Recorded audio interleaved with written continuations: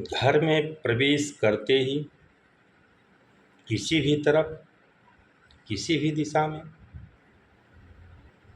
Bathroom, स्नान घर, kitchen, रसोई घर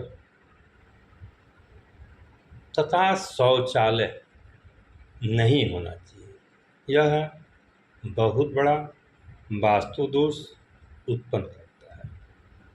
अगर इस प्रकार की स्थिति किसी भी मकान में है तो आप, अगर किचन पड़ता है तो किचन के मेन दरवाजे पर आप गणेश जी की एक प्रतिमा लगा दें।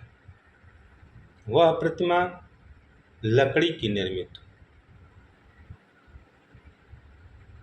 दूसरा, अगर शौचालय है, स्नान घर है, तो आप उस पर पाकुआ मतलब गोलाकार, अष्टाकार फ्रेमिंग में गोलाकार दर्पण जो है पाकुआ कहते हैं, उसको लगा दें, जिससे कि वास्तु दोष समूल नष्ट हो।